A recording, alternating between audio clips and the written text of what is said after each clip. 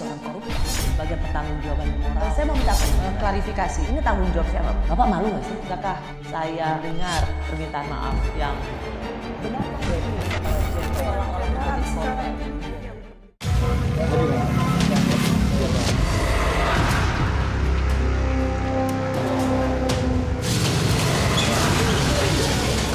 Ya, Malika.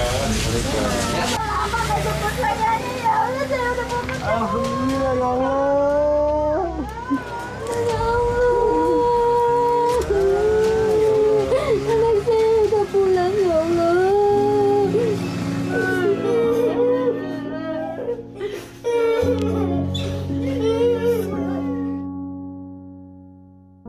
Ucapan terima kasih berulang kali diucapkan orang tua Malika Anastasia, Oni dan Tunggal atas ditemukannya buah hati mereka.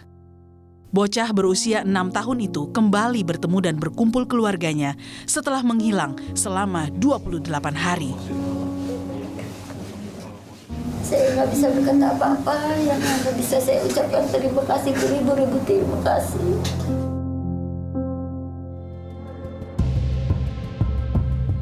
Didampingi orang tuanya, Malika kemudian menjalani rangkaian pemeriksaan kesehatan di Rumah Sakit Polri Kramat Jati, Jakarta. Di dalam pemeriksaan medis ada bekas pukulan ya di bagian pinggul yang diduga itu dilakukan kekerasan, dan keterangan dari Malika bahwa itu dilakukan pemukulan dan ditendang oleh saudara IS. Kemudian hasil pemeriksaan tidak ada tanda-tanda kekerasan seksual terhadap korban ya. Diduga yang bersangkutan ini memang diculik, untuk sementara ini diduga untuk eksploitasi. Titik terang keberadaan Malika baru dipastikan setelah tim Polres Jakarta Pusat menangkap pelaku penculikan Iwan Sumarno di kawasan Ciledug, Tangerang pada Senin 2 Januari 2023 pukul 21.30 malam. Saat ditangkap, pelaku menyembunyikan Malika di dalam gerobak.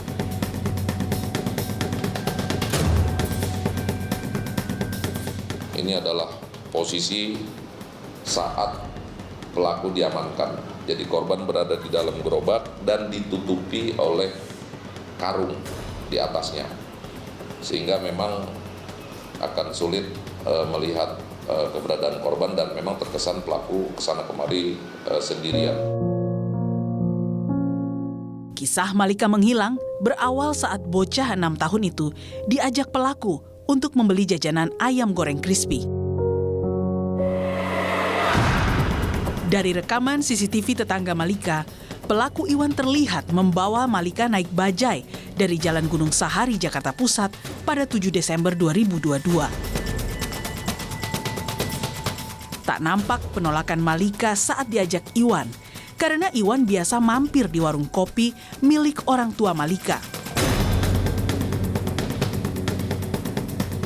Saya lewat. Di mana tuh? Di Gunung Sari. Aku diberhentiin biasa di rumah yang lain. Udah gitu, saya bilang tuh suruh tunggu ya. Saya lihat beli Kentucky, masuk ke Kentucky. Nggak lama saya emang jalan lagi, langsung naik. Pertama ke ITC. Terus bang terus aja bang. Berapa duit? Saya bilang 40.000. Turun di kota, udah penumpang turun, saya jalan lagi. Penantian nyaris sebulan kian menggusarkan keluarga ketika identitas Iwan diketahui merupakan seorang mantan narapidana kasus pencabulan terhadap anak di bawah umur pada tahun 2014. Iwan Sumarno alias Ceki alias Herman alias Yudi baru saja keluar dari Lapas Bancai Bandung tahun 2021 setelah menjalani hukuman 7 tahun penjara. Kini Iwan terancam hukuman 15 tahun penjara karena menculik Malika, anak di bawah umur selama 28 hari. Kini kondisi Malika berangsur-angsur membaik di Rumah Sakit Polri Kramat Jati. Sementara polisi masih menggali apa sebenarnya motif Iwan Sumarno menculik Malika. Ibu udah kangen saya.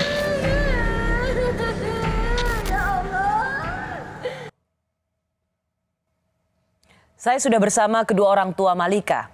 Ia adalah Ibu Oni dan Bapak Tunggal. Pak Tunggal, Bu Oni, terima kasih sudah ke Kompas TV. Bersedia memenuhi undangan Rosi. Sama-sama. Pak Tunggal, ini adalah kali pertama Pak Tunggal muncul dalam wawancara televisi. Saya sungguh menghargai Pak Tunggal mau datang ke studio Kompas TV. Saya juga mengucapkan terima kasih atas undangan ini. Pak Tunggal dan Ibu, saya ikut gembira, kita semua ikut gembira, lega rasanya. Syukur alhamdulillah. Syukur alhamdulillah Malika akhirnya bisa pulang. Saya mau tanya dulu, gimana kabar Malika, Bu Oni? Kondisi Malika saat ini alhamdulillah membaik. Berangsur-berangsur terus membaik. Karena berkat dari tim para dokter yang memang rutin meriksanya itu. Seharusnya bisa cuma 3 kali, ini bisa 5 kali. Apa maksudnya gimana periksanya? Ya dia periksa sambil bermain, ngajakin bermain Malika. Jadi biar psikisnya lebih kuat lagi gitu, biar masa-masa dia di jalan itu. Ini lagi, karena kan keseharian dia itu selalu aktif dan selalu banyak Gerak. ngomong, banyak gerak gitu. Jadi sambil diiring bermain, si Malika ini jadi seperti semula lagi. Sebagai orang tua, apakah Pak Tunggal dan Ibu melihat ada perubahan sangat berbeda dari Malika setelah peristiwa ini? Karena Malika memang seringnya sama saya ya. Dari awal di rumah sakit itu seringnya sama saya. Saya lihat perbedaannya memang jauh. Misalnya gimana Bu Oni? Tadinya dia lagi pertama datang, pertama ketemu sama saya, nangis histeris. Terus tidur bareng sama saya itu dia nggak bisa tidur. Meskipun dipelukan ibunya sendiri? Iya. Biasanya saya bilang, udah bobo Neng, ini nggak mau bobo. Aku nggak mau bobo. Kenapa? Jadi itu nggak pernah sebelumnya ya? Enggak. Jam 9 atau jam setengah 9 tuh dia udah tidur. Ini enggak. Aku nggak mau bobo. Kenapa? Aku takut. Aku takut nanti ditinggal ibu lagi. Emang ibu yang ninggalin? Enggak, aku yang ninggalin ibu. Oh dia bilang gitu? Kamu kenapa bisa ikut Om Yudi, kamu ninggalin ibu? Karena aku kan diajak sama Om Yudi.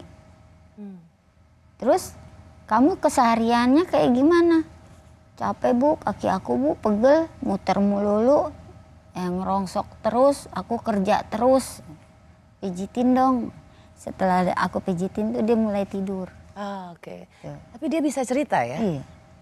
Jadi bahwa dia tidak bisa tidur, gelisah, namun kondisi yang sama dia bisa menceritakan apa yang dialami pada ibu ya? Iya. Apakah lebih sering nangis atau apa Bu Oni? Nah, selepas dia tidur kan, nah jam 6:30 aku bangun. Biasa aku kalau itu suka bangun, pipis. Dia tiba-tiba bangun gitu. Oke. Langsung meronjak dari tempat tidur. Ibu mau kemana?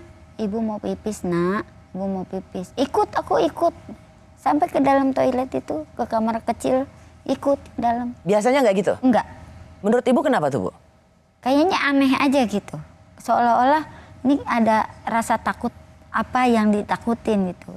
Saya pengen lihat ini anak ketakutan kenapa? Apa karena terlalu bagaimana gitu ya? Aku juga nggak tahu juga karena kan yang tahu itu kan psikolog apa kedokteran gitu. Kok anak aneh banget begini? Nggak sebiasanya kayak gini. Kalau aku keluar buka rolling door, anteng-anteng aja. Enggak. Karena Malika yang Ibu kenal dan Pak Tunggal kenal sebagai putri Bapak Ibu sekalian, itu adalah putri yang ceria, gak ada takutnya. Iya. Betul ya? Iya. Aktif. Iya. Ngomongnya juga sangat lancar. Iya. Pernah waktu itu dia nyebrang rel kereta. Itu kan kereta ada 4 jalur. Nyusulin bapaknya ke kios ikan. Waktu itu kita 2 pagi. Kita masih tinggal jam 2 di pagi rumah. subuh maksudnya? Iya. Dari jam 2 sampai setengah 3 itu dia bolak-balik rel. Nggak ada rasa takut. Anak umur 6 tahun? Iya. Itu 5 tahun. Posisi berumur Bahkan 5 tahun? Iya. Jadi Malika adalah seorang anak bisa dibilang Berani. ya 5 tahun pemberani. Jam 2 subuh dia berani jalan sendirian melewati rel kereta api untuk ke kiosnya Pak Tunggal. Iya. Jadi ketika setelah diculik, dia menjadi pribadi yang sangat Aneh, penakut. Jadi Saya ngerasa kayak aneh aja gitu. temperamental gitu. Saya ngerasa aneh aja. Nah pas paginya kakaknya datang sama adik-adiknya datang. Biasa kalau anak kecil kan suka bermain, bercanda. Saya ngelihat ini, saya takut tumpah gelas, jatuh kan pecah. Saya berteriak lah, pada diam, bisa diam gak? Lu gak bisa diam dibilanginnya ya. Malika langsung merengket, takutan, terus nangis histeris seperti itu. Kok kayak gini? Terus akhirnya sama bibinya kan dirangkul, digendong. Udah nggak apa-apa, ibu nggak marah-marah, ibu nggak ngomelin, nggak ngomelin kamu. Bu, ibu jangan marah-marah, ibu jangan ngomelin Dedek Lintang, ibu nggak boleh marah-marah, ibu jangan marahin Dedek Lintang. Itu. dia belum bisa dengar suara yang keras ya. Langsung ketakutan. Padahal itu bukan Malika. Bukan Menuju Malika. ke Malika. Saya rasa selama dia ikut judi itu adalah rasa omongan kasar, bentakan kasar, ataupun semacam kayak pukulan apa itu yang dia rasain. Itu yang menurut ibu dan bapak yang jadi trauma dia sekarang. Iya. Sekarang saya mau tanya kabar bapak dan ibu. Pak Tunggal dan Bu Oni sendiri sekarang gimana rasanya? Ya, Saya rasa lega, seperti bisul udah pecah. Bertemu dengan anak. bisul. Iya kan, kalau bisul kan ngebet. Ya itulah saya mencari kemana-mana. Sampai ke pelosok-pelosok.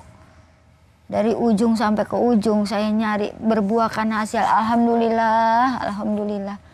Saya rasa benar-benar bahagia menemukan Malika. Bapak gimana Pak? Ya sama seperti ibu. Saya bersyukur bisa ketemu kembali dengan putri saya. Dan saya mengucapkan terima kasih kepada Banyak terima kasih kepada Kapolri, dan Kapolres, Polda yang serta membantu. yang telah membantu untuk menemukan putri saya. Ya. Dan Hampir sebulan. ya. Ya. Nah terutama saya- dalam perjalanan sebulan ini saya banyak dituntun juga dengan Bapak Azam.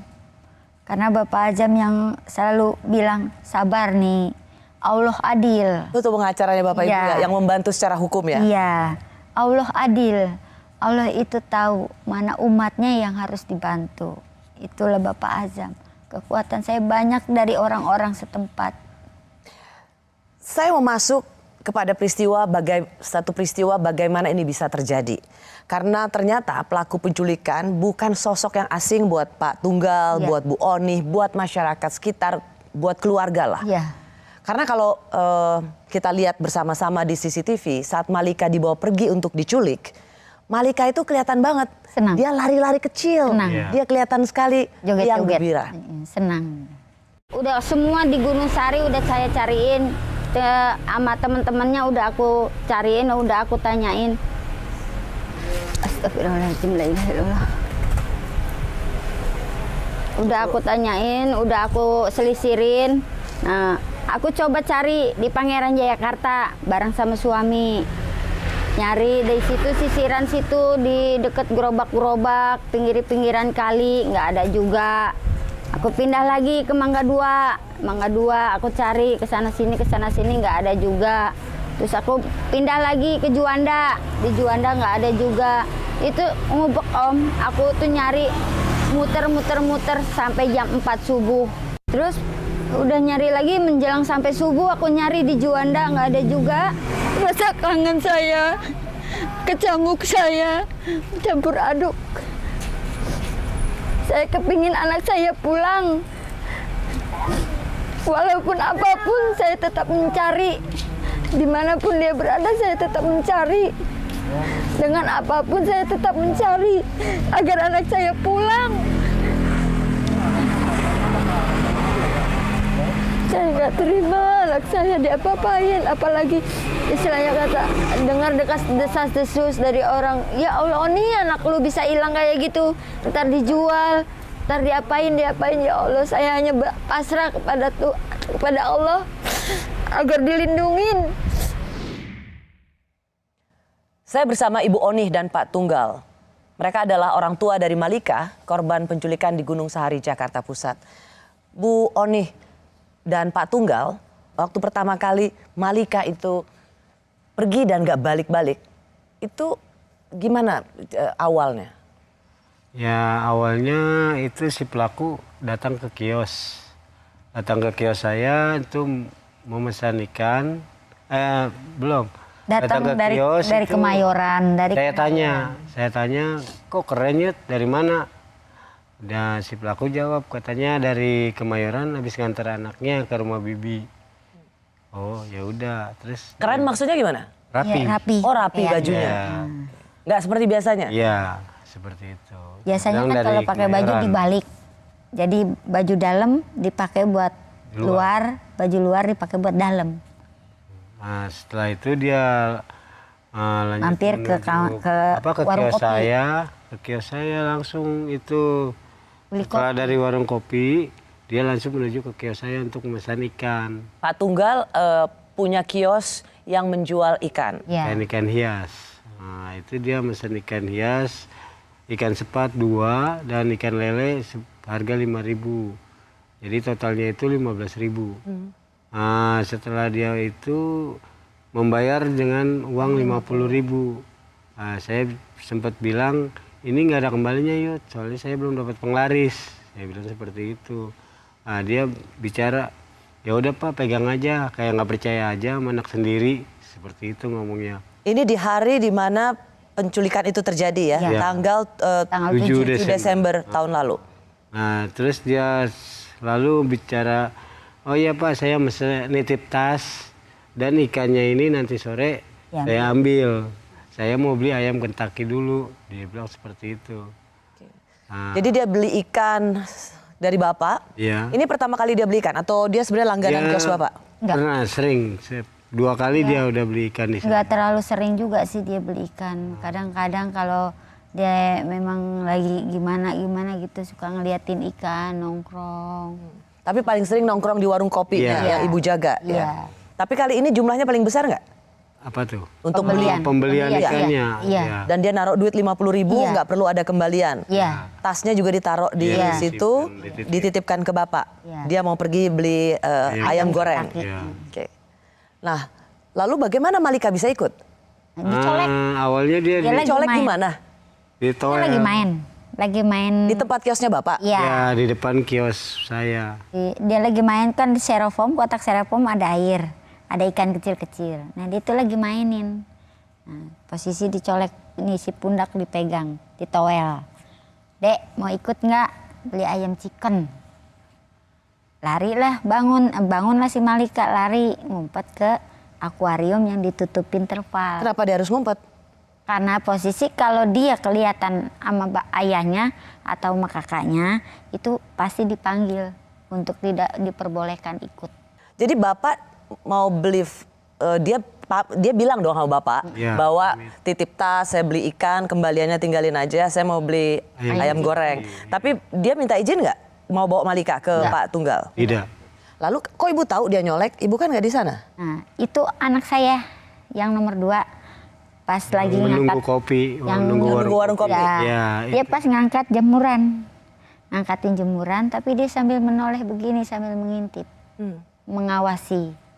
Gitu. Oh di situ dia lihat Iya. bahwa memang ada momen di mana si pelaku ini ngajak dia pergi, Iya. gitu kan? Oke, terus. Nah, pas setelah itu si kakak masih memperhatikan. Kalau dia lurus, dia berarti dia bohong ngajak si Malika. Kalau dia belok, berarti dia beli ayam chicken. Kan kakaknya ngelihat Malika ini pergi dengan si pelaku. Ya, Dia diem aja? Atau dia Bilang langsung sama ngomong Sempat ke ngomong Bapak? sama Bilang bos ngomong, saya. Sempat ngomong, apa katanya? Kata si kakak, ayah itu si Malika ikut Om Yudi.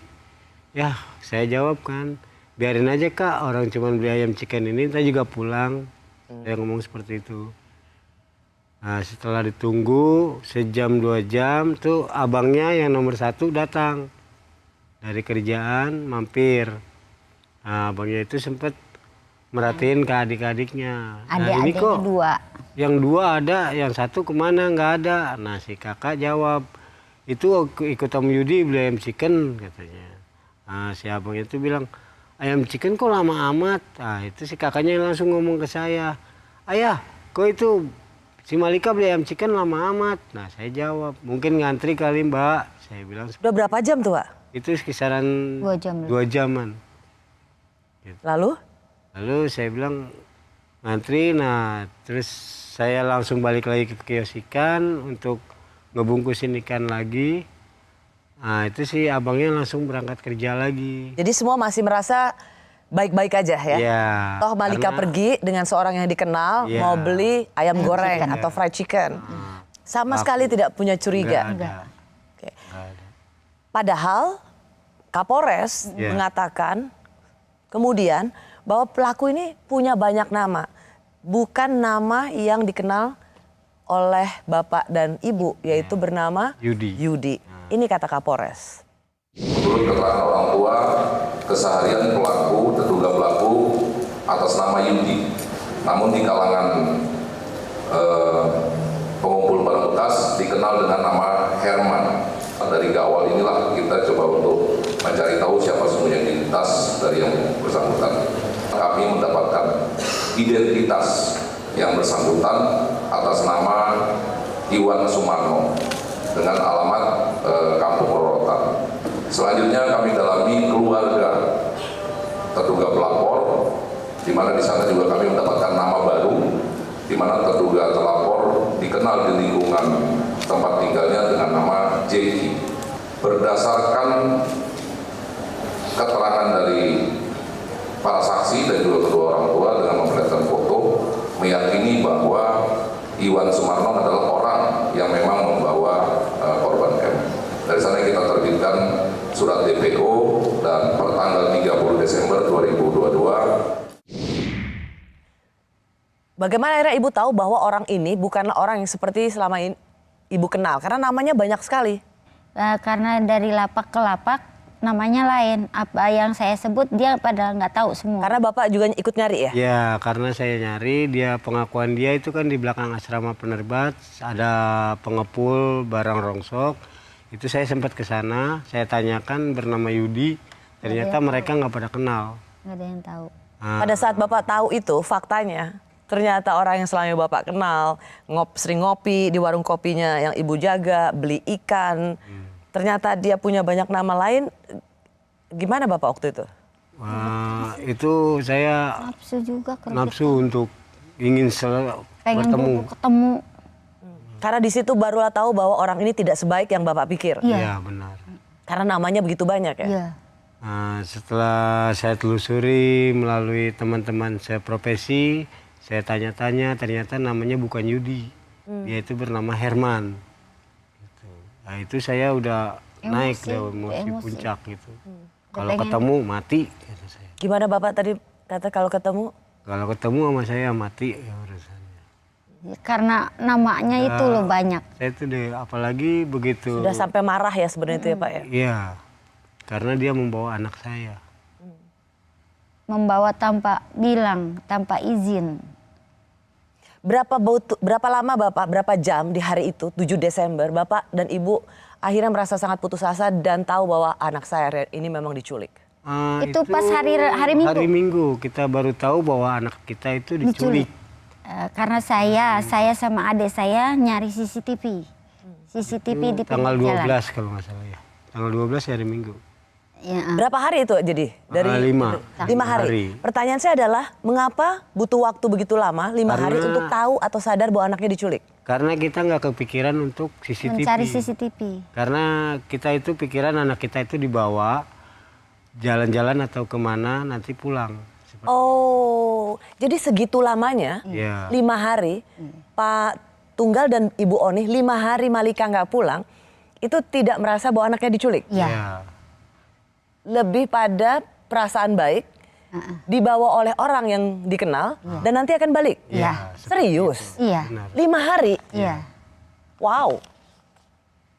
Iya. Nah Terus setelah besoknya 2 hari kemudian 3 Pas saya memang mengetahui benar-benar Yudi bawanya itu dengan bajai, saya lihat CCTV di pos RW 04. Sebentar Bu, kan ini 5 hari anak nggak pulang. Iya. itu kesehariannya kita muter. Muter nyari. Nyari pas tanggal 9 ya kita laporan ke Laporan ke Kapolres Kapolres. itu tentang anak hilang. Nah itu dari Kapolres itu kita suruh menunggu. Tapi tetap mencari. Tapi kita terus mencari. Menyusuri. Tetap nyari lah ya. Iya. Tidak sampai ke bahwa oh ini diculik gitu. Iya. Cuman Bapak dan Ibu nyari Yudi tetap merasa bahwa ya ntar juga pulang gitu. Iya. Tetap punya Pikiran nggak terlalu ini. Nggak terlalu kemana begitu. sampai kemudian tahu bahwa namanya beda-beda. Iya. Itu setelah kita nemu CCTV, baru kita selusuri lagi melalui teman-teman sebayanya itu, kita tanya-tanya apakah dia bernama Yudi atau siapa. Akhirnya kita dapat kejelasan. Oke. Apa orang Ibu kan bilang tadi di awal, apalagi tetangga banyak ngomong soal anaknya hilang, kok bisa hilang. Komentar apa dari orang sekitar yang paling membuat Bu Onih itu down sekali? Maksudnya kita Perdagangan organ tubuh. itu yang paling Yang saya saya, senang. ya Allah, segitunya anak saya harus jadi korban untuk perdagangan organ tubuh. Jadi ibarat kasarnya itu seorang itu mematahkan semangat kita untuk mencari si buah hati. Ya seperti itu, berkata anak ini akan dijual atau akan diperdagangkan organ tubuhnya, seperti itu. Itu membuat hati saya itu hancur. Jadi alih-alih membantu tapi justru kasih komen Memperkecil. yang mengecilkan hati. Iya. Ibu sampai dengar kayak gitu? Iya. Tidak satu dua orang itu ada banyak juga yang bilang, tidak dari teman-teman, dari saudara pun juga ada yang berbicara seperti itu. Jadi membuat patah semangat saya untuk mencari.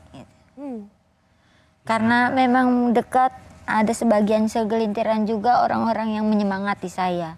Sabar, kuat, pasrah lillahi ta'ala, anak lu sehat, nggak apa-apa, positive thinking pikiran lu, kata teman-teman saya, saudara-saudara saya, anak saya yang paling gede juga selalu ngingetin saya, Ibu, tabah, Malika pulang, pasti pulang, nggak mungkin nggak pulang, karena Malika miliknya ibu, punyanya ibu, pasti pulang ke ibu.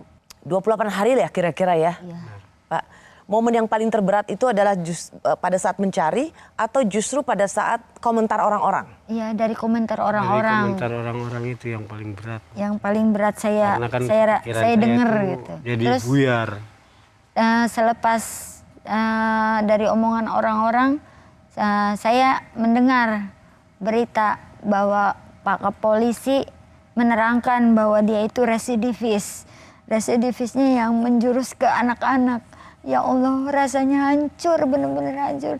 Saya nggak kuat, anak saya mau diapain, jadinya seperti apa gitu loh. Ya Allah, kok tega gitu bisa ngambil anak saya untuk kepentingan dia sendiri kayak gitu. Salah saya apa? Salah anak saya apa? Kok anak saya yang jadi korban? Karena ternyata orang yang dikenal dekat itu punya latar belakang Tidak baik. dia keluar dari penjara karena kasus pencabulan anak. Iya. Memang yang menyayat hati adalah saat mengetahui pria yang menculik Malika ternyata seorang residivis kasus pencabulan anak. Mengidentifikasi KTP yang bersangkutan atas nama Iwan Sumarno. Atas nama Iwan Sumarno, kelahiran 1980, alamat Kampung Malaka 2, Rorotan, Cilincing. Sebagai tambahan juga, Iwan Sumarno alias Jeki alias Herman alias Yudi adalah seorang residivis di mana tahun 2014 yang lalu dilaporkan dan diproses hukum di Pengadilan Negeri Jakarta Utara dalam kasus percabulan terhadap anak di bawah umur dengan hukuman selama 7 tahun. Jadi yang bersangkutan diduga baru keluar tahun 2021 yang lalu. Saya masih bersama kedua orang tua Malika, Ibu Onih dan Pak Tunggal. Pak Tunggal, ini adalah pertama kali Bapak muncul untuk menerima wawancara televisi. Terima kasih. Sama-sama. Bu Onih tahu bahwa ternyata orang yang begitu dekat, sering nongkrong di warung kopi, itu adalah residivis. Dia pernah ditahan karena kasus pencabulan anak. Itu dengar dari siapa, Bu? Pertama kali saya kan lagi duduk, ceritanya duduk, adik saya buka HP, lihat, teh, ini ada berita teh, kayaknya baru teh, berita apaan, saya ngomong gitu. Terus coba lihat, pas saya lihat, coba deketin nih, coba gedein. Pas dilihat digedein, ya Allah huruf. Ternyata orang yang benar-benar ibaratnya saya nggak nyangka dia punya niat jahat sama saya. Saya udah nggak bisa banyak kata-kata. Yang ada di lumapan hati saya, ya Allah anak saya di tangan dia itu bisa kayak gimana. Anak saya nanti seperti apa, jadinya bagaimana. Hancur, bener hancur rasa hati saya ini. Saya nggak tahu lagi itu orang kok bisa tega gitu. Ibu sudah selama ini cukup kecil hati karena ada komen-komen anaknya kan organnya dijual. Tapi kemudian ini tidak saja tentang komen ya, tentang orang yang nyinyir, tapi faktualnya latar belakang pria ini ternyata adalah residivis dan dia ditahan karena pencabulan anak. Itulah yang membuat saya takut. Sangat takut. Bener-bener itu sangat takut. normal Bu. Semua jangankan ibu, kami semua yang menyaksikan itu, mengetahui itu, semua orang merasa ketakutan yang sama yang Ibu Onih rasakan karena anak ibu ada di tangan dia. Iya. Pak Tunggal bagaimana ini mempengaruhi perasaan Pak Tunggal yang terus mencari? Ya, saya setelah mendengar kalau dia itu mantan residivis itu, saya sempat gimana ya, ciut hati saya. Ciut? Ya, karena takut anak saya itu jadi korban si pelaku itu. Tapi kalau seumpama terjadi sesuatu pada anak saya, lihat aja kamu Yud. Itu kata-kata Bapak dalam hati. Ya. Gimana Bapak itu kata-kata dalam hatinya? Ya pokoknya kalau sampai dia macam-macam dengan anak saya akan balas sesuai dengan apa yang dilakukan. Kita bersyukur ya Pak Tunggal, Ibu Onih, hasil visum. Iya, Alhamdulillah. Itu karena berkat doa dari segenap seluruh masyarakat dan jajaran polisi yang mendoakan semoga Malika selamat, semoga Malika selamat. Ternyata memang iya doanya semua orang yang sayang sama Malika didengar sama yang kuasa. Ya. Hanya memang dari hasil visum ada kekerasan fisik, Iya. ada bibir luka Iya. karena seperti dipukul dan ada paku sepertinya ya. Enggak, bibirnya itu ditabok. Ditabok. Tapi ada kayak seperti benda tajam? Enggak. Oh, oke. Itu ditabok sama tangan. Kata si Malika, aku bawel, aku rewel, pengen pulang, pengen ketemu sama ibu. Sama dia nggak boleh. Berisik lu, ntar gue tabok lu. Dan beneran tabok? Tabok, pok gitu. Wow. Berdarah lah tuh bibir. Dan jadi kalau ada pemberitaan yang mengatakan oh itu sempat ada dengan benda tajam, enggak ya? Malika tidak cerita itu ya? Enggak. Terus tapi ada lebam di Ya, itu pinggang? lebam karena dipukul. Dipukul juga? Sempat dipukul pakai tangan 2 kali, pakai kayu 2 kali. Wow. Bagian mana Bu kata Malika? Yang pakai kayu bagian pinggul, kalau tangan bagian paha. Jadi dia dipukul itu kalau Yang Rewel, dia minta atau dia pulang. minta pulang untuk ketemu ibunya. Om, aku mau pulang. Om, aku kangen sama ibu. Pulang aja sono. Pulang sono sendiri. Nggak bakalan gue kasih makan lo. Gitu. dan memang Malika berani tapi ya minta pulang dan dia bilang ya sama ibu ya dia ditabok atau dia dipukul gitu karena dia cerewet. Dia bilang, Kalau sama saya nih selalu apa-apa gitu cerita. Dia mau main kemana, dia diapain sama temennya, dia bagi apa, dia punya apa dikasih sama teman. Dia bilang sama saya. ya artinya kan buat anak umur 6 tahun bahkan dengan yang menculik pun dia mau minta pulang. Dia berani sebenarnya untuk berbicara. ada perlawanan dari seorang anak kecil. Ya. Cuman karena dia selalu diancam, jadi dia itu ada rasa takut juga sama si pelaku. Karena pada saat hari dia diculik pagi-pagi itu Malika sangat ceria ya Bu ya. Bahkan Ibu menceritakan pada saya yang mungkin bisa dibagi pada pemirsa Kompas TV penonton Rosi. Dia tidak seperti anak biasanya yang Ibu baik-baik ya kerja ya. Malika juga akan jauh-jauh kan. Itu Ibu bisa cerita nggak di hari yang sama pada saat Malika diculik? Sebelum Malika diculik, itu pagi hari saya bangun. Ya, kisaran jam 5:30. Saya tepok pantatnya. Teteh nggak ngompol. Iya dong, aku nggak ngompol. Aku kan udah gede, udah besar. Oh pinter, bagus. Salim dong Bu. Salim, orang belum mandi. Udah dong, aku udah mandi. Salim dong aku sama ibu. Setelah salim, cium pipi. Setelah cium pipi dia berpesan sama aku. Bu, kalau kerja hati-hati ya. Di sana baik-baik. Katanya gitu. Terus aku berkata lagi sama Malika. Kak, Teh, kalau main jangan jauh-jauh. Jangan nakal. Jangan ngerepotin ya. Bantuin ayah. Jangan kemana-mana. Iya Bu. Terus udah gitu. Jangan jauh-jauh. Mainnya jangan nakal. Siap bos. Seperti itu. Itu Malika ya? Iya. 6 tahun ya? Iya. Makanya kata-kata itu yang gak bakal bisa hilang. Karena itu awal terakhirnya Malika dibawa. Dan sampai sekarang Malika alhamdulillah sudah pulang, sudah kembali, saya senang. Syukur alhamdulillah Malika sehat, gak kurang satu apapun. Ya Allah terima kasih. Allah masih mempercaya saya untuk mengasuh Malika. Penculik Malika adalah seseorang yang dekat dengan lingkungan keluarga, bahkan dikenal bersikap baik. Bagaimana menarik pelajaran dari kasus penculikan Malika? Awal permulaan kejadian itu dia dari arah Kemayoran. Nah, datang ke warung saya. Pas posisi warung saya, anak saya yang nunggu. Kalau saya kan kerja. Nah, dia datang kemari meminta, nanya sama anak saya yang gede, bilang, Kak, ada teh manis nggak? Nggak ada teh manis, gula aja nggak ada, adanya kopi, mau nggak? Ya udah, bikin aja kopi. Oh iya Pak, saya titip tas ya. Sekalian saya mau beli ayam chicken. Sambil beli ngomong ayam chicken itu dia nyolek anak saya yang kecil. Dek, mau ikut nggak? Gitu. Nah anak saya lari ke ujung, ngumpet. Setelah itu dia jalan ke sana, anak saya yang gede ngangkat jemuran. Setelah ngangkat jemuran dia ngintip.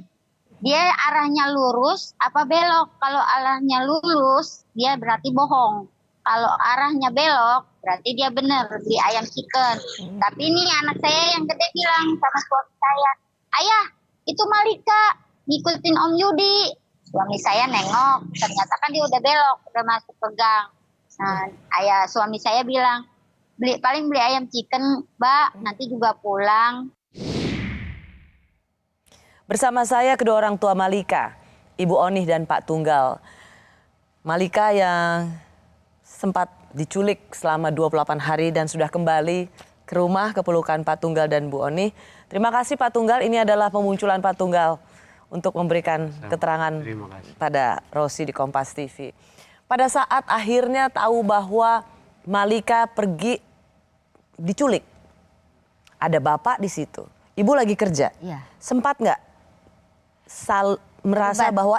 merasa bahwa salah bapaknya nih? Iya. Kan ada anaknya, kok dibiarin pergi? Ibu gitu? Iya, saya berdebat sama bapak. Yaitu saling menyalahkan, menekan bapak.